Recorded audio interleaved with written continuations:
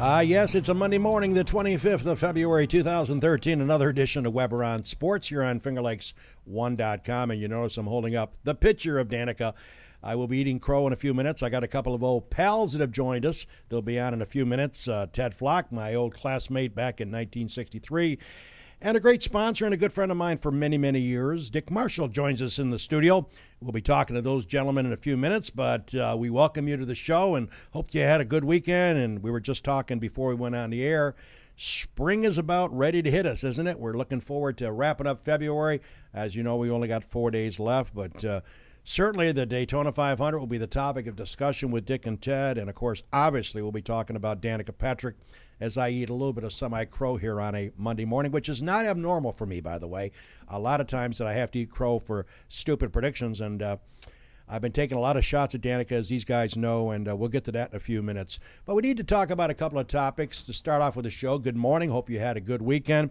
The SU basketball team, what kind of team are you going to see week in and week out, game in and game out? A team that was, I guess, in the hunt or in the discussion for making a run at March Madness.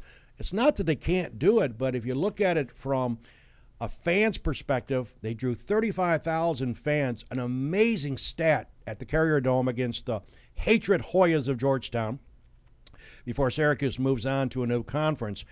And they scored 23 in the first half. They looked out of sorts, and, of course, they end up losing the game to Georgetown by, 7, 8, 9 points.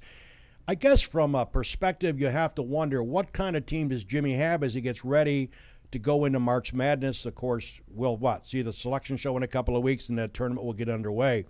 You have to wonder how far Syracuse can go because they do appear to be playing sporadic basketball. Do they have talent? Absolutely. Nobody will deny that. The question is, they're not on a great run right now. Losses to Pittsburgh, Connecticut, and, of course, to their hatred rivalry of the Georgetown Hoyas. So I guess, is the glass half empty with Syracuse basketball, or is it half filled? Time will tell. I know a lot of SU fans are still pumped up for their team, and that's okay. And you drew 35,000 folks. No college basketball team can match that. You just have to wonder, though, is Jimmy getting the best out of that team right now as they enter March Madness soon? You have to wonder as well, with these losses, where the seed will go. I think Syracuse was looking at a 3 or a 4 seed. I'm not so sure right now where the seed will end up for the Orangemen. Well, let's move to another topic, a topic that kind of upsets me, having never been a wrestler, having obviously never been much of an athlete. I tried track when I was in high school. Dick Marshall's in the studio. He remembers me at Marinos. I tried to shoot pool, and that wasn't very much fun either. But I have to tell you, there's speculation, or not speculation, the International Olympic Committee has made a decision that just blows me away. If you have got family or friends that wrestle, even for fun or for competition, you have to wonder what makes the decision of the IOC. These are old crotchety gentlemen that run the International Olympic Committee. These are the gentlemen that get together and decide who's going to host particular games 4 years from now, 8 years from now, 12 years. It's a big ticket. For many years, books have been written about the International Olympic Committee relative to taking bribes. If some city wants to conjure up millions of dollars, they have a better chance of getting to be the host of a particular summer or winter games. You have to wonder whether or not a sport, which will remain anonymous, will take the place of wrestling because of the money aspect of it. That is the sour note with me anyways, how the Olympics are run. I know athletes around the world look forward to Olympics. It is the biggest showcase in the history of sports. However, wrestling has been a part of the Olympics since 1896, folks. 1896. Athens, Greece. Does that ring a bell? And for the IOC to decide in a secret ballot that wrestling no longer deserves the respect of a sport, it blows my feeble 63 graduation of minder's mind totally wacko. I don't understand it. I have no clue what sport's going to replace wrestling. Now, I know the wrestling federations around the world are going to try to fight it. They say they can still maybe make an appeal. But it looks to me like, from reading about the way the IOC operates, they're going to have to conjure up a lot of money. We're not talking thousands either to get that sport back on the docket. Pretty shameful, because even from a local standpoint, I've had the opportunity over the years to watch wrestling. These young folks really, really have a lot of pain to maintain their weight, the dedication needed, the pain needed to be a wrestler, to just be passionate about a sport. To me, wrestling ranks up there in the top 3 in my mind as it relates to the world of sports. So once again, you have to wonder what's up with the IOC. Hey, let's talk closer to home to the world of high school basketball. We have been saying a lot of good things about the young man named Shane Sweeney of Geneva High. What an outstanding young man. He's made his choice to be an Albany Dane for college, but he now has set an all-time scoring record, bypassing a young man who I watched play basketball years ago, a guy named Al Sellers. Shane Sweeney now is the all-time leading scorer at Geneva High. I am not sure there's any more accolades that myself or Jim Senecropi, who knows Shane personally, could pass on to Shane, but all we can say is congratulations to Shane Sweeney from Weber on Sports and all of us here at FingerLakes1.com for an incredible record, being now the leading scorer in the history of Geneva High basketball. Well, let me tell you about the Section 5. A lot of the action's going away. Kudos to the Minders Academy girls who've had a tough year, wins and losses, but now they're playing great basketball when it counts in the tournament. So congratulations goes out. Good luck to the Minders girls. Good luck to all the sectional teams. Time prohibits me from running down every single game, but it's suffice to say, anybody playing in the Section 5 tournament, we wish them nothing but the best. We'll keep you updated here on FingerLakes1.com Sports during the course of the week. And speaking of basketball, Hobart basketball continues to just go full gear. Mike Neer and the Hobart Statesman basketball team, they just won, beating RPI, the Liberty League Championship. And by the way, they now will play in the tournament. The selection show will take place today at 12:30 this afternoon. You can check that out on your computer, ncaa.com. Once again, the Hobart basketball program is just doing phenomenal. And by the way, the last time Hobart basketball won the Liberty League Championship, you got to go back to 2001, 2002. So those are a few comments as we get ready. We hope that you all had a great weekend. This is Weber on Sports, brought to you by a host of great sponsors. One of them is sitting on the couch, Dick Marshall. We'll talk about his business and show you about his business and a whole lot more. When we come back, we'll go to the couch and talk to my friend Ted Flock and Dick Marshall about Daytona, about Danica Patrick, and a whole lot more. Stay with us.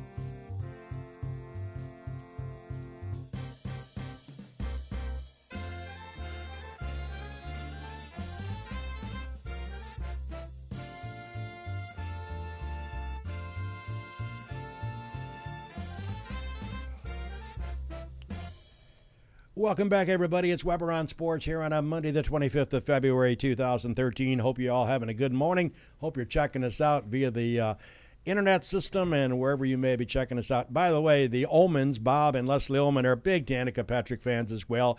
And Bob sent me like 14 texts yesterday about how Danica was doing. I got a text that said Danica was in first, and then I corrected him by saying she's in fourth. But they are big fans. So, folks, this is it. Danica, I have been running roughshod over that poor girl the last year or so, ever since I took $5 from Dick Marshall and Ted Flock on a bet from a year ago. The good news is they didn't bet me yesterday or I would have lost. But here she is.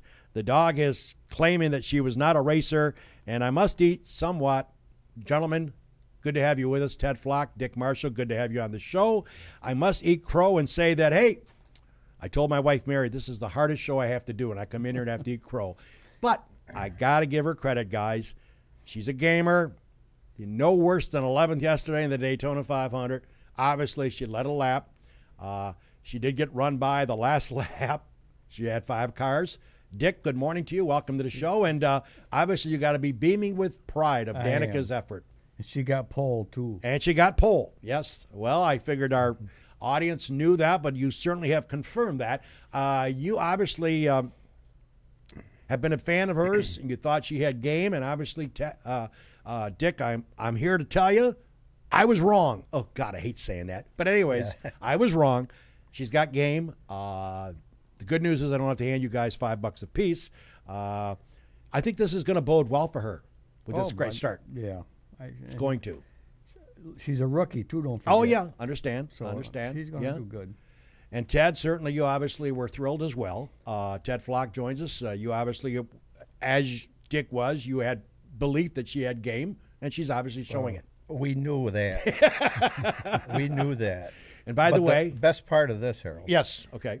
Even though we lost $5, this is worth more than $5. This is for me to come on and say, to say that I'm wrong. We love it. Oh, by the way, Ted Flock, if you can zero in, I know Jimmy's got the great cameras working. He's got the GoDaddyGo.com hat, $28 not including tax, he tells me.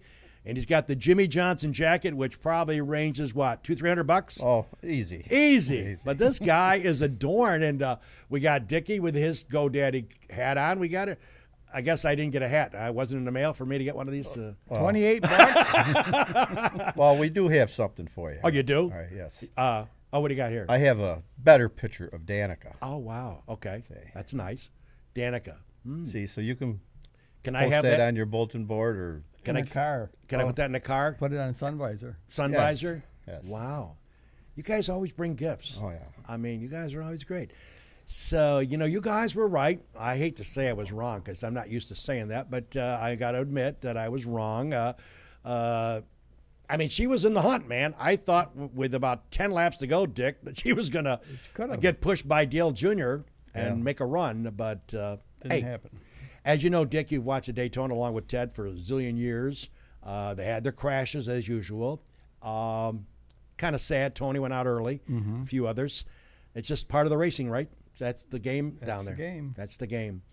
Now, let me ask you guys. I know you both follow local racing quite at a feverish pitch. You obviously watch a lot of the NASCAR scene and the nationwide scene. A little sad what happened on Saturday. Terrible accident. Now, you guys obviously travel the races. You check out the local scene. Dick, what can be done? Are they going to put a cement wall 40 feet up, or what are they going to do to block people from seeing the track? What's the answer to correct this? Is there ever an answer, or is there going to continue to be issues? There's never an answer. No, but everything worked like it was supposed to. Right. I mean, pieces went in the grandstand, not no cars. Right. And that's the object of it. But so, I mean, it's sad. It's just sad. Luckily, nobody really got hurt. Oh, seriously. God.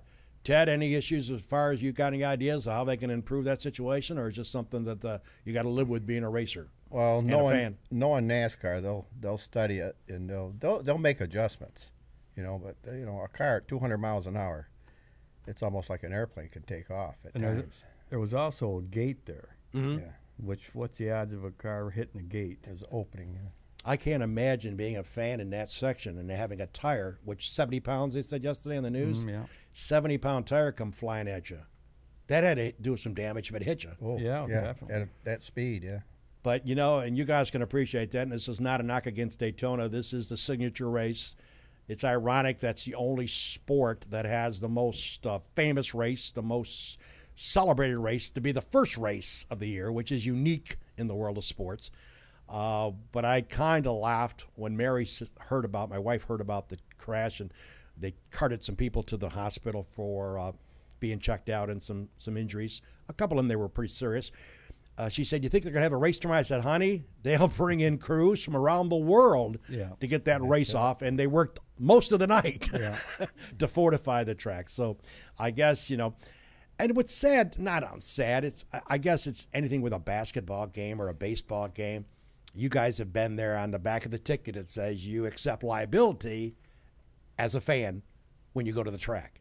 So if something happens, that prevents lawsuits, quote unquote.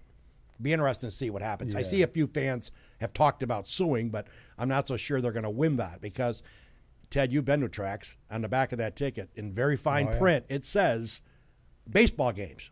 You get hit with the baseball. Oh, just part of the nature. So I guess that's sort of sad. But, you know, Dick, you know, you've been following the racing scene. Danica certainly has bode well. I've eaten crow. You look at the way Jimmy Johnson, JJ, let's not forget when you mentioned Jimmy Johnson. Jimmy Johnson, yet another victory, yet another championship, yet another phenomenal racing day. As you look at 2013, anybody who you think's going to be in the hunt, there he is holding up the 48 car. Jimmy's going to be tough. I mean, he's always tough. You got the Jeff Gordons and Tony Stewarts. You still think Keselowski, he's not. I see he had a good finish yesterday as well. Yep. And Junior. Yes. Junior. That's Junior's favorite track. Yeah. For somehow, his father, same Yep. way. But, I mean, as you look at 2013, certainly the same familiar names are going to be in the hunt. You know, that's just the way it works, right? I mean, they just know how to. Money talks. You know, it's amazing, you know. And, Ted, you know, one issue that I was going to talk to you both, since you both have a very fond knowledge and a good knowledge of the world of racing, it's no secret that NASCAR ratings are down on television. It's no secret that their attendance is down across the spectrum when you look at race one to the end of the year. The monetary cost with the economy as bad as it is in certain areas, and there's a lot of people out there making a lot of money, but there are a lot of people that are suffering still. I think we still have 11, 12 million people that are out of work. The France family is analyzing that. The network's ratings are not very good. It's certainly hitting home with the executives. Tad, let me throw this at you. I don't know how you're going to, I mean, there's speculation. Let them bang them more. Let them get mixed up. Let them have a little fisticuff action like the old days. What do you think? I mean, how can you improve the excitement of the sport? The argument that I hear, and of course, I'm just a novice when it comes to following racing, is that if you're running green laps and you're leading, it's kind of boring. That's what you hear at the diners. You guys have watched racing 1,000% more than I ever thought of watching, and they say that's boring. They want more action. They want more banging. They want tempers flaring, the Kurt Busch getting punched out, somebody, you know, on the, you know what I'm saying? Yeah. What do you think, Ted? Is there any chance of the NASCAR letting these guys and ladies go at it a little bit more here? Well, one of the things I think that's wrong, the race is too long. Okay. So the guys are trying to save their cars. Okay. They're up there, but they're trying to save their cars and waiting for the last few laps to analyze things, then make the move that they feel that they can use to win the race. Mm-hmm. Do you have a problem with them mixing it up a little bit? You know, on a typical race, whether we're not talking Daytona, let's say another race. Restrictor plate racing, that's where they're bunched up like that. But non-restrictor, then they're racing cars. They race. I kind of like, Dick, when these guys get upset with each other and the cameraman follows them into the pits and they go at each other. If they can run fast enough. Yeah. The cameraman. Right, but I kind of like that. You know, I don't know if it's put on for show or whether they really are mad. Oh, they're mad. But I know they look like they're mad. I can still remember Clinton Boyer running toward Gordon last year. That was classic. I love that. That was beautiful camera work. How many times that have been on TV? About 500,000. But I think it's, you know, it's like hockey. You know, to me, watching hockey is boring unless I see a few fights. I grew up watching the Flyers out of Philadelphia, the Broad Street Bullies. Only my interest peaked, and this is not being sadistic, is when Hammer Schultz, who couldn't skate from here to the door, would go out as he was the enforcer. And he would literally, if Ted was the leading scorer on the other team having a good game, he would come out and punch Ted in the face and rip his helmet off and let's go. And, I mean, I love that. And I love the bench-clearing brawls. I got to be honest with you, that's what attracted me to be a Flyers fan, and I still follow the Flyers. Whether that's sadistic or waiting for blood to pour, I'm not sure, but that's what excited me. I kind of watch NASCAR. I don't watch it with the intensity that I used to watch it, and I think that's the problem they're seeing on the NASCAR executives. Too long. You think maybe race the race is too long of a duration of time? Yeah. Shorten the races? I think. What about the 43 car syndrome? I think you and me talked about this. You got a problem with 43 cars starting? None. That's always been historical? Yeah. I think the new car, Generation 6 is right.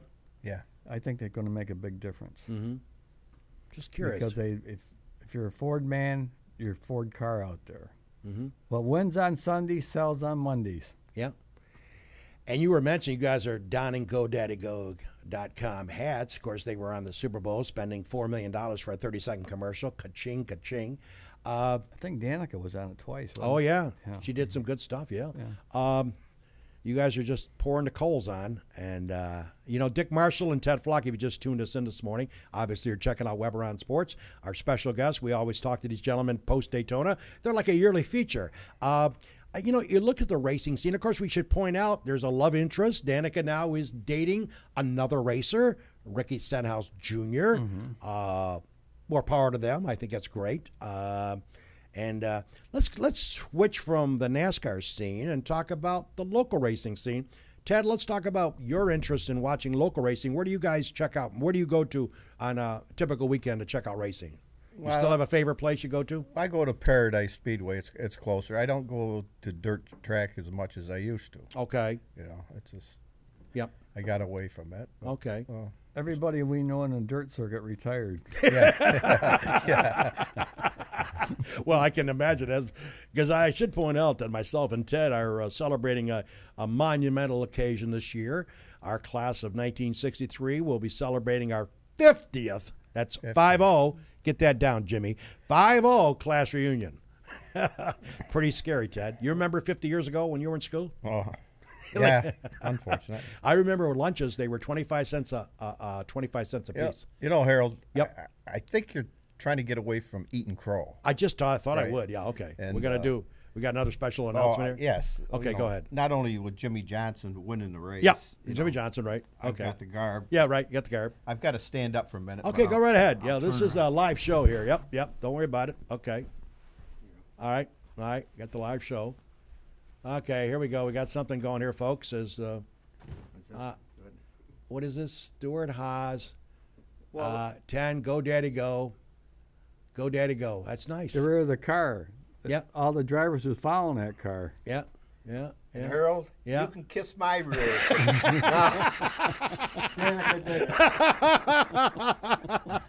Well, listen, you never know what you're going to get on fingerlakes1.com. I like it. You guys are good.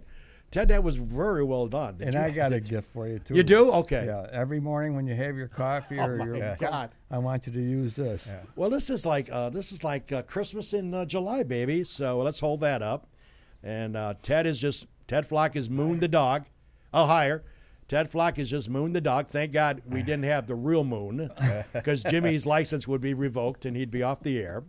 But there it is. I got the Danica coffee cup. I got all this stuff here.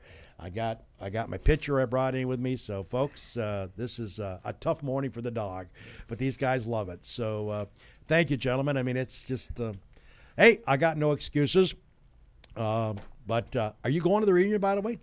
Oh, yeah, I'll be there. Oh, good. Okay. But one thing on Danica, I was down in Dover, Delaware. Yeah. In Claire B. Lane that has a Sirius radio station. Yep. I was fortunate enough to be the first person to ask a question of Danica. Right. And this was before I even knew she was going to be divorced. Okay. Or go for it. Right. So I asked her, in her racing career, did she ever expect to have a family? What do you think her answer was? No. Exactly right. She don't want a family. No, and she felt kind of bad. She says, "I hope you people don't feel that I'm bad." No. Or I'm, Right. But no, she wants her career, and that's what she's going for. I admire people like that. I would rather them say that and not have children if you don't want a family. It's fine with me. I think it's a great decision, and there's a lot of people in this world that don't want to have a family. To them, kudos. That's their decision. Of course, she's in a different situation now, so Well- with Ricky, so maybe things will change. Well, you never know. I mean, you certainly never know. And but I'm now jumping on the Danica Patrick bandwagon. The Olmans are probably checking me out right now. Save your money. And what for? We'll make a little wager coming up. Okay, well, you let me know. I thought you guys. I got your cell number now. I know you do. You even texted my wife. My wife even got a message. Dick Marshall's trying to track you down. Thank God I was in the throughway booth. And all I was doing is taking money from people going to the auction. It seems to be the hot topic on a Thursday around this area. But, guys, as usual, it's always a pleasure to have you in. I know you got to get out of here. But thank you for spending a part of your busy Monday. And again, if it's okay, I want to leap from being a hater of Danica to being a fan. Is that possible? Perfect. I'm jumping on the bandwagon. Ted Flock is Moon the dog. I've got her picture. I've got what have I got here? This. See, folks, your goal in life as a viewer of this show is to get me to eat crow. I don't eat it that often, but when I do, baby, I do a lot. So I'm sure Jim Sundercope will have that as a headline today. So, Dick, it's always good seeing you. Thank you very much for your support. Thank you. As a great sponsor of this show, we love him being on. Jimmy, I think he wants you to focus in on. He's done that. There it is. Jimmy doesn't miss a trick. So, hey, Ted, thanks for joining us. It's been a pleasure. It's always a pleasure, guys. Especially today. I bet it is. I bet it is. All right, Dick Marshall, fine sponsor, good long time, a friend of the dogs. Of course, Ted Flock, me and him go back to 1963 when we graduated from the Academy. 50 years. I wonder how many of our class are still alive. Do you ever think about that? Not many. We'll find out. Yeah, I know. We will. We'll count bodies. I hope you recognize them. I know. Well, as usual, folks, we're having some fun. Next week, we don't know. We're going to try to track down some basketball coaches. We'll try to track down Rod Verke, or we'll just track down somebody to come in here on the couch. We like to refer to our interviews on the couch. By the way, folks, before we sign off, I have people stop me all the time. How do I get on the show? Listen, if you've got a charity, you've got a benefit, you got a sport, I don't care if it's field hockey, badminton, water polo, you name it. You want to come in and publicize it on the Weber Show, we're inviting you. Red carpet, no charge, come in. If you can't come in physically to be on the couch and talk to me and be a part of the show, we'll take a phone call from you. That's how easy it is, and we want you to be a part of this program. So again, and I'm sure Bob Oman will be lined up to come on and pick me apart about Danica as well, because I know Bob and Leslie are big fans. Once again, folks, it's always a slice. Thanks a lot for joining us. Thanks to Ted Flock and Dick Marshall for taking time out of their busy Monday. Until next time, that's a look at sports my way.